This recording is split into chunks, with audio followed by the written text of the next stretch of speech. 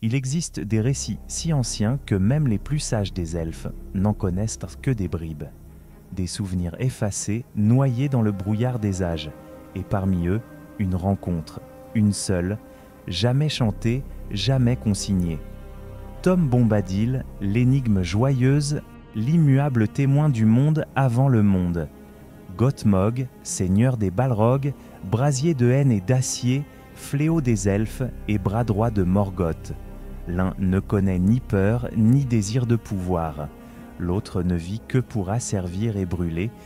Alors dites-moi, qu'est-ce qui aurait pu pousser ces deux êtres à se faire face, loin des regards, en silence, dans une époque où rien n'était encore écrit?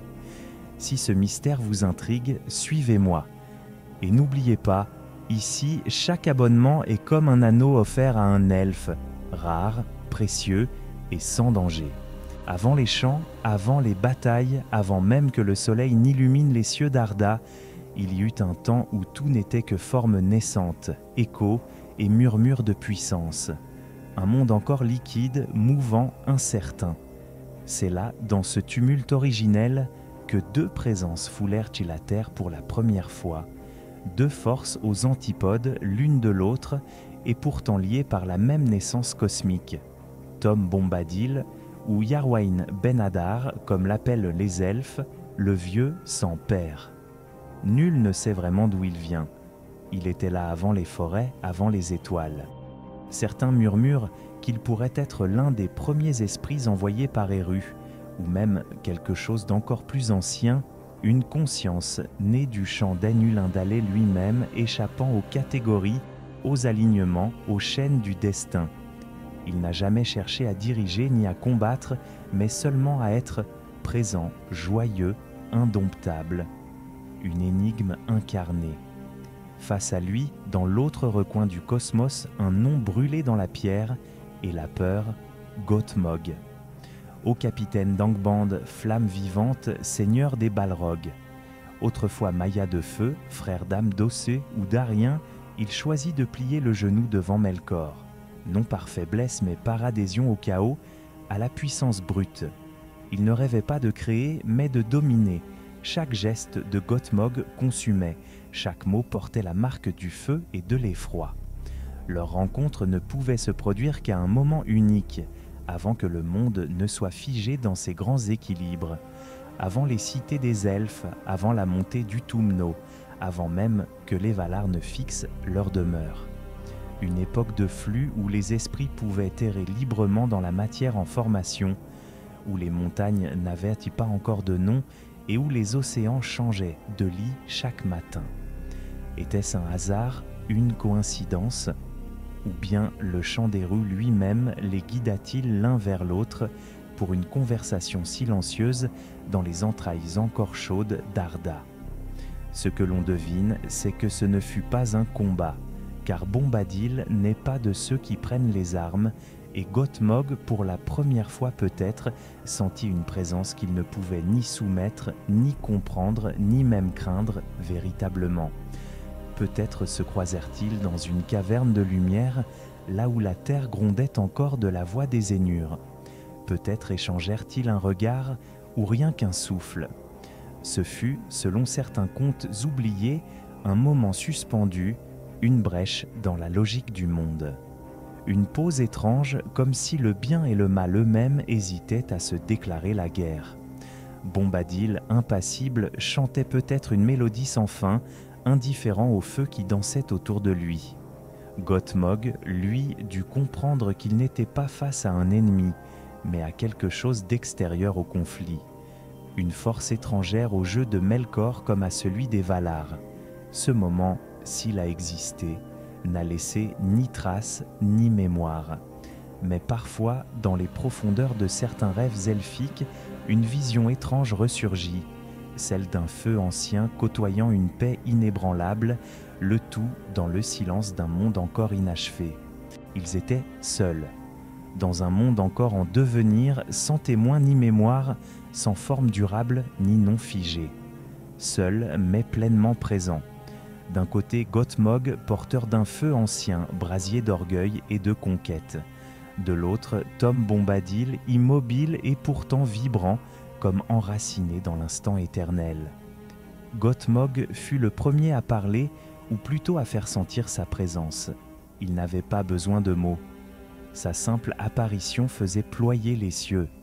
La roche se fissurait sous ses pas et la lumière se tordait autour de lui. Partout où il allait, il imposait sa volonté.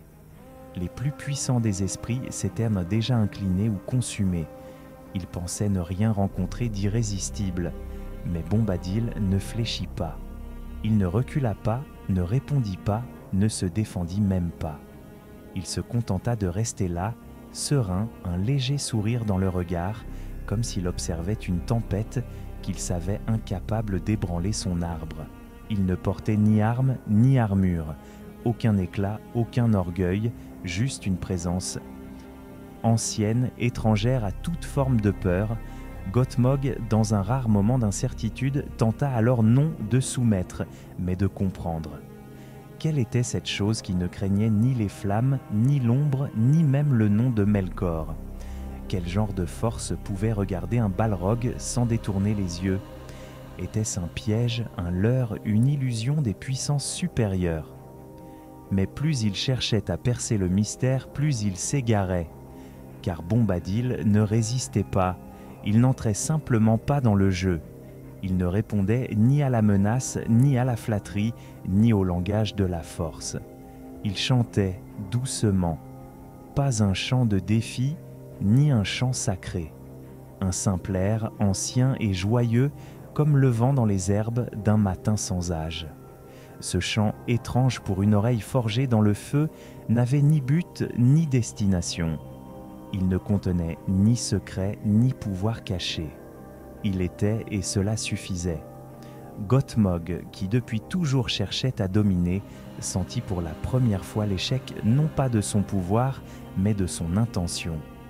Car comment soumettre ce qui ne cherche ni à s'élever ni à s'opposer? Comment corrompre ce qui n'a pas de désir? Alors s'installa une tension silencieuse, faite non d'hostilité, mais d'incompatibilité. Une distance entre deux natures irréconciliables. Le feu de Gottmog ne pouvait consumer ce qu'il ne pouvait atteindre. Et Bombadil, tel un roc inamovible au cœur d'une mer en furie, restait inchangé.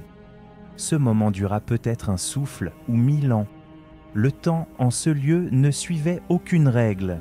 Mais quand Gottmog s'éloigna enfin, il ne laissa derrière lui ni cendre ni ruine. Juste un silence troublé et la conscience qu'il avait croisé quelque chose qui échappait à sa logique. Il ne parla jamais de cette rencontre, et Bombadil non plus, bien sûr. Mais quelque part, dans les plis secrets du monde, l'écho de ce face-à-face subsiste encore comme une note dissonante dans la grande symphonie de la guerre. Il n'y eut ni cri, ni affrontement. Pas de serments échangés, pas d'éclairs dans le ciel pour marquer l'instant. Et pourtant, quelque chose changea ce jour-là, si l'on peut appeler ainsi ce fragment suspendu du commencement du monde. Bombadil tourna les talons, non par fuite ni par désintérêt. Il repartit simplement là d'où il était venu, comme la pluie qui cesse sans raison, ou le vent qui tourne soudain sans cause apparente. Il ne regarda pas en arrière, il n'avait rien gagné, rien perdu. Il n'avait pas jugé ni pardonné. Ce qu'il avait vu ne l'avait pas affecté, mais peut-être influencé. Gottmog, lui, resta figé un moment encore. Le feu qui l'habitait ne rugissait plus, mais grondait comme contenu, enroulé sur lui-même. Il ne comprenait pas. Et l'incompréhension, pour une créature de sa nature, était un poison lent. Jamais auparavant il ne s'était heurté à quelque chose qu'il ne pouvait cerner, classer ou détruire. Ce n'était pas une défaite, mais c'était pire. Il regagna Angband, la forteresse noire aux entrailles profondes, là où les ténèbres se forgeaient en armes. Mais quelque chose avait été ébranlé. Non en lui, car Gottmog ne doutait pas, ne méditait pas, mais autour de lui. Comme si le monde lui-même gardait en mémoire cette anomalie, cette brèche dans la logique implacable du pouvoir. et Bombadil, depuis ce jour, se tint à l'écart. Il observe les guerres sans y prendre part. Il vit les arbres tomber, les royaumes s'élever, puis s'effondrer, les anneaux forgés, perdus, retrouvés. Il écouta les pleurs des elfes et les chants des hobbits, mais ne leva jamais la main, ni pour blesser, ni pour protéger. Il n'était pas indifférent, mais libre. Libre du cycle des causes et des conséquences. Certains dirent qu'il aurait pu changer le cours de l'histoire, que s'il avait levé ne serait-ce qu'un doigt, l'ombre aurait reculé. Mais peut-être que cette rencontre, ce face-à-face sans hostilité, l'avait conduit à comprendre quelque chose que nul autre ne perçut, que la volonté de dominer, même pour le bien, n'était qu'un miroir du mal. Gothmog, quant à lui, poursuivit son œuvre de feu et de ruine. Il mena les armées contre les elfes, tua Féanor, écrasa Fingon. Mais jamais plus il ne rencontra un obstacle qui le fit douter de la réalité elle-même. Jamais plus il ne sentit cette impression glaçante d'être face à ce qu'il ne pouvait pas altérer. Et quand il périt sous les murailles de Gondolin, consumé dans sa propre rage, il ne laissa derrière lui qu'un nom noirci dans les annales du monde. Bombadil, lui, resta, inchangé, inaltéré, inatteignable, comme si ce non-conflit originel avait ancré en lui la certitude que les choses passeraient et que lui, toujours, chanterait.